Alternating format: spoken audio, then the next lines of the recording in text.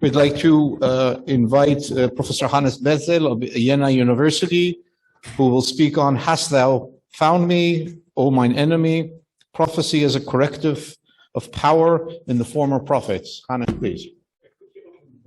Dear friends and colleagues, thank you for the kind invitation to speak at this conference, and thank you for hosting us. And you see the picture, a cordial invitation to Jena if you ever happen to be in the region. This is how it looks there. Write down as a promise. You documented it. It's recorded, so it's for true. Here's my hand. Yeah, when I say, Hast thou found me, O mine enemy, 1 Kings 21:20. First, interesting times and resistance. When I say that we are living in interesting times, those of you who are familiar with the works of Terry Pratchett, here he is, will know what I'm referring to. The saying, "May you live in interesting times," which is said to be an ancient Chinese curse and which is quoted by Pratchett several times. Of course, you may also know that this aphorism is neither ancient nor Chinese, but modern and European. Just like, according to my personal guessing, 98% of the famous traditional Irish blessings are neither traditional nor Irish. But its disputable origin does not bereave this curse of its taste of bitter irony, for which I like it. Although I must confess that the taste of bitterness has become stronger during the past few years. Why am I referring to the saying today? One may easily say that in the Middle East, over the past 4 millennia, times only seldom have been dull or uninteresting. However, I do not want to speak directly about certain events which would make our times interesting in that sense of the word, but rather to address a specific phenomenon that is perhaps symptomatic for our times, in which it seems that postmodernism is about to devour itself. I mean a phenomenon that symbols, words, or slogans, which used to be means of reducing ambiguities and defining a collective liberal and progressive identity, have themselves become ambiguous. They are being used and abused and turned into their opposite. This happens when so-called white supremacy propagandists talk about civil rights. This happens when fascist groups in the US as well as in Europe, who clearly want to overturn liberal societies, talk about freedom. This happens in Germany when our flag, black, red, and gold, colors which in their history always stood for liberalism, are being turned into markers of an aggressive and intolerant nationalism. And this is happening to the term and concept of resistance, too. It struck me like a hammer blow and just made me sick when I first heard German neo-Nazis talking about resistance, and when I first read the word on their banners during their parades about 15 years ago.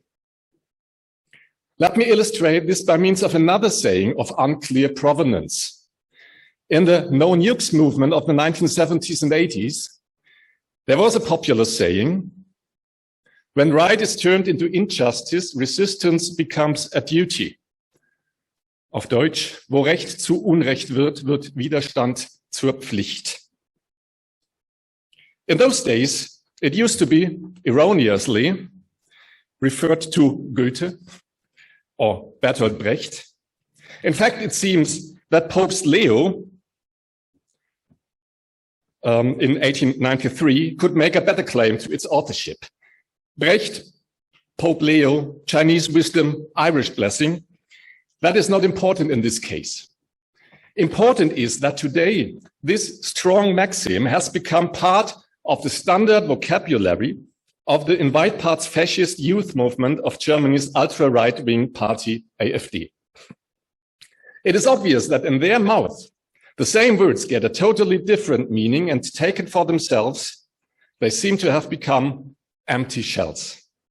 Hence, if we want to talk about resistance, we must talk about justice and injustice, legitimacy and illegitimacy, and about the criteria for each of them. And we have been doing that this morning already. As a theologian, I hold that the biblical texts represent a symbolic reservoir with some meaning for our today's societies and for our individual lives. On the basis of this hermeneutical axiom, I want to take a look at those who are generally associated with resistance in the Hebrew Bible, the prophets. More precisely, I want to take a look at the prophets in the former prophets, and here on Elijah and the famous case of Naboth's vineyard. In the last 25 years or so, research on prophecy has seen an intense debate.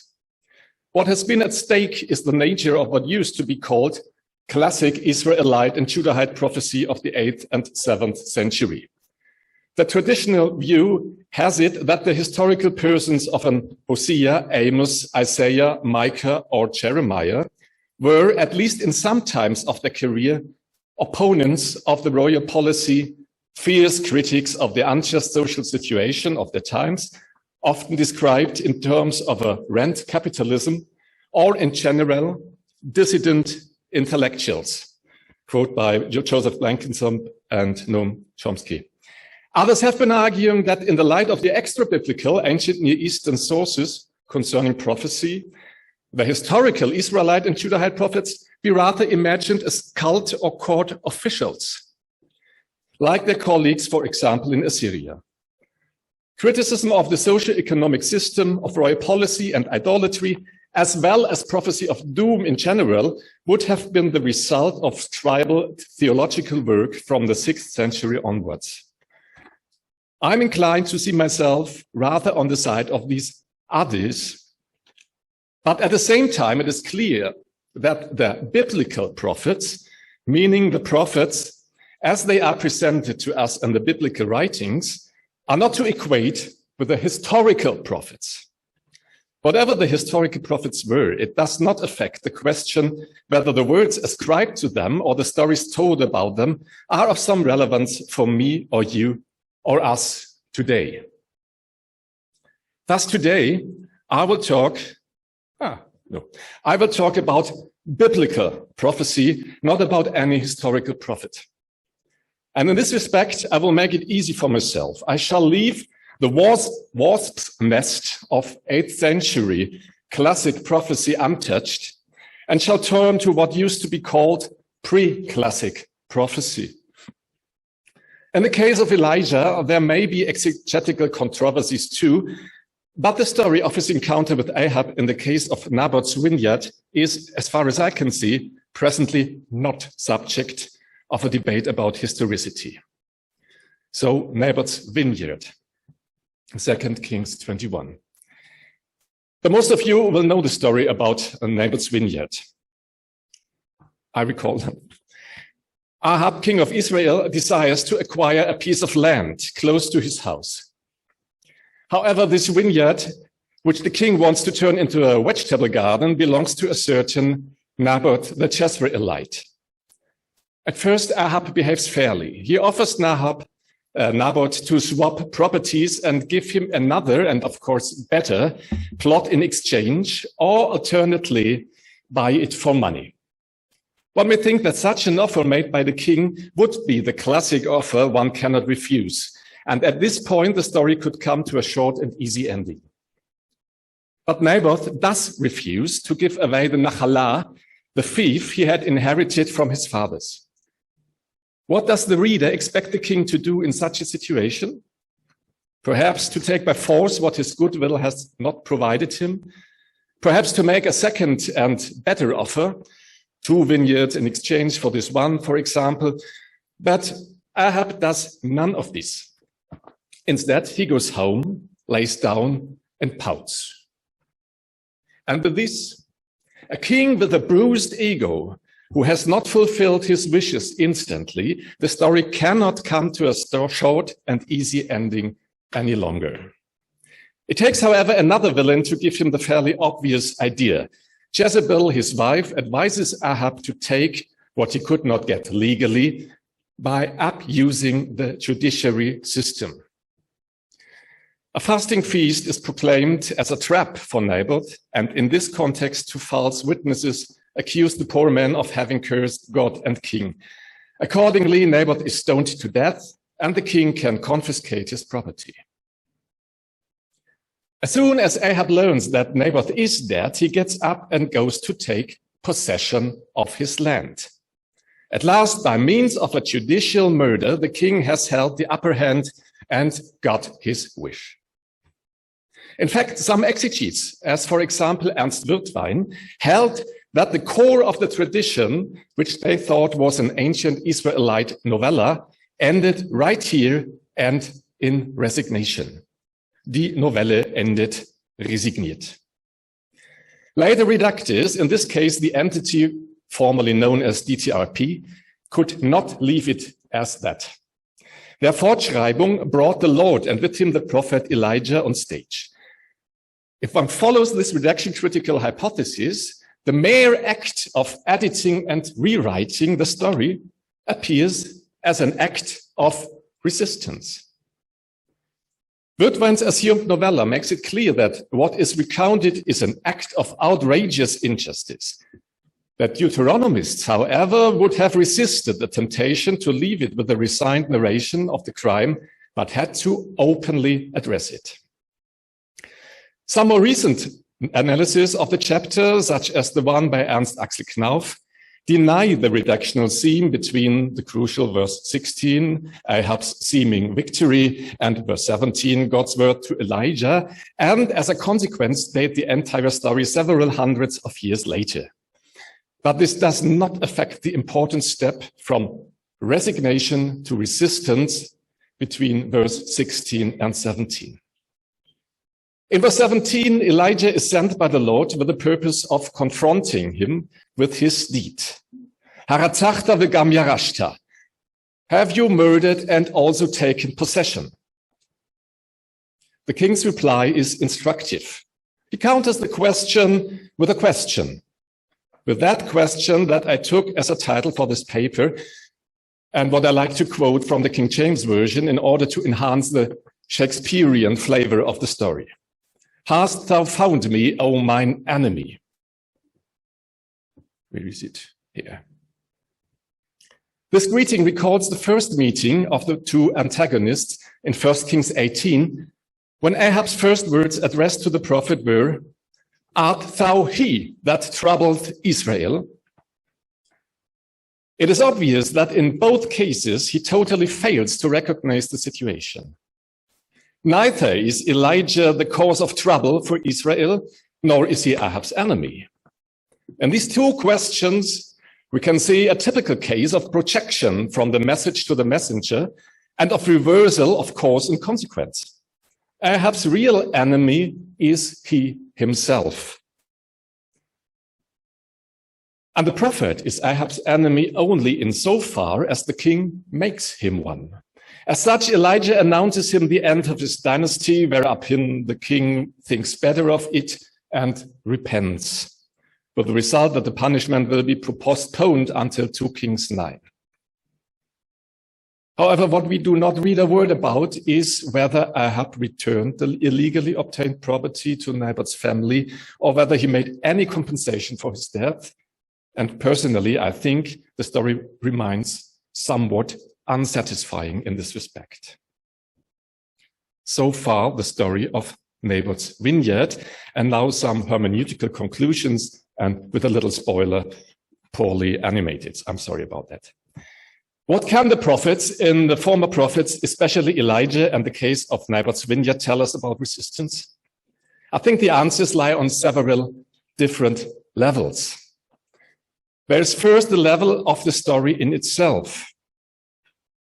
Irrespective whether there is a redactional theme between verse 16 and 17 or not, the first important message about resistance is that the narrative does not endure the resigned ending of the novella with Ahab victorious. From verse 17 on, the story is one big protest against the suggestion that an Israelite ruler could bend justice like Ahab and get away with it. In short, the structure of the chapter signals the first important act of resistance is to resist resignation fatalism, and cynicism. Secondly, and most obviously, the story is infused with the one central idea that power, and be it the power of a king, is limited by the law, and, more important, by the rights of the individual. Power must never be absolute, but is subordinated to the ideal of justice. 1 Samuel 8, the so-called King's Law, in which Samuel cautions the people of what the ruler whom they desire to have eventually will think to be entitled to do, meaning, among other things, to take away the best vineyards, fields, and olive trees, is not a counter-argument. Samuel reads not a constitution for a royal regime, but describes this regime as it develops when it will not be regulated by a higher instance of justice. And as far as I know, the entire ancient Near Eastern, and not only ancient Near Eastern, idea of kingship is based on guaranteeing, realizing, and reinforcing law and justice, tzedek u'mishpat, kitu and misharu.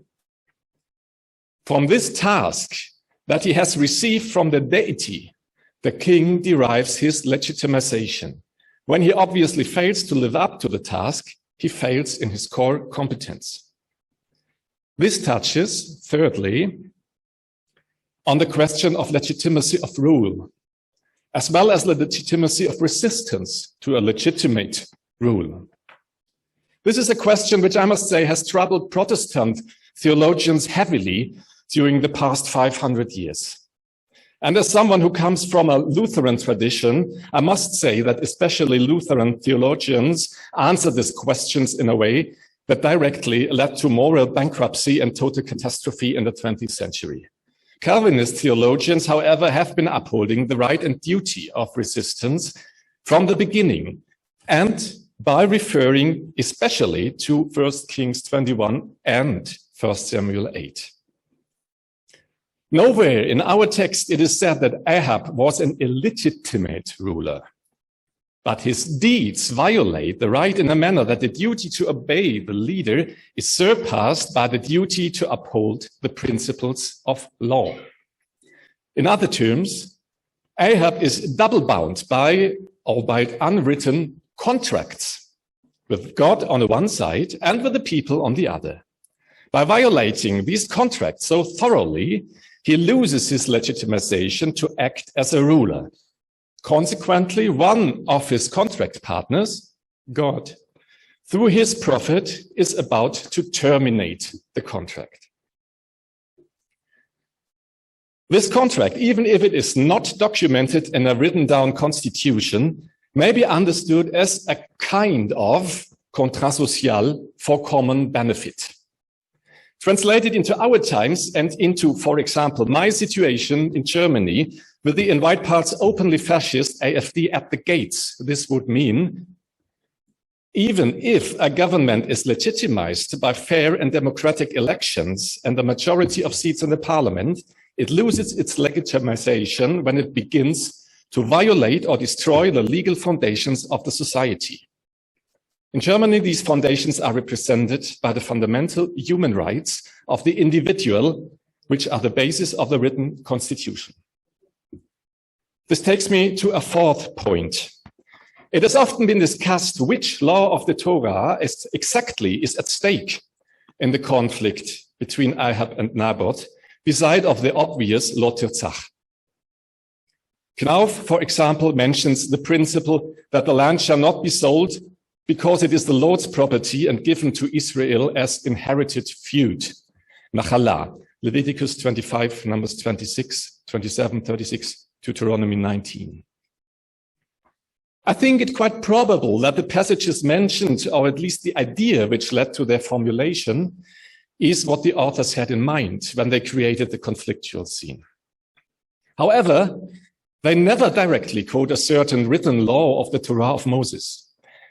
And while Naboth's resistance to selling his property to Ahab becomes very well understandable with the aforementioned passages of the Torah in mind, one does not need to have learned Torah at all in order to understand that what Jezebel is plotting and what Ahab is executing is completely unjust and wrong. It needs no written down and codified law, as well as it needs no written down constitution to understand the crime of the ruler in this case. As in some Greek tragedies, most prominently in Antigone, the authors can rely on an understanding that there is something like a natural law. I am well aware that there has been an intense discussion whether one could or should operate with the idea of a jus naturalis, or whether this would be not rather a Western colonialist construct. I would say that our authors of 1 Kings 21 had a clear idea about some fundamental laws and rights. And although we must not forget that every definition of what natural law exactly means cannot and should not be dehistorized and decontextualized, without the assumption that there are undisputable and fundamental human rights by nature, which can never be revolved by positive law, we, all of us, will be lost. And this takes me back to the beginning of my paper and a quotation that can be traced back to Pope Leo XIII. Here he is again. When right is turned into injustice, resistance becomes a duty. This is not exactly what he said or wrote, but correctly quoted. He referred to the divine law. When the laws of the state are in manifest contradiction with divine law, then resistance is a duty and obedience a sacrilege. The danger of arguing with a natural law or divine law is obvious. Who's the one to define what it says, if not the Pope? What is necessary, and this will be my last point, is an authority independent of the executive branch that can act as a corrective to power. This is what our story about Naboth and his vineyard understands as the prophetic office. Without the existence of a Supreme Court and with a corrupted judicial system, God himself must interfere by means of his prophet. The authors of our chapter were well aware that might does not make right and that power finds its limitations in the fundamental rights of the individual. When the system of power regulation fails, resistance becomes a prophetic duty. Thank you for your patience.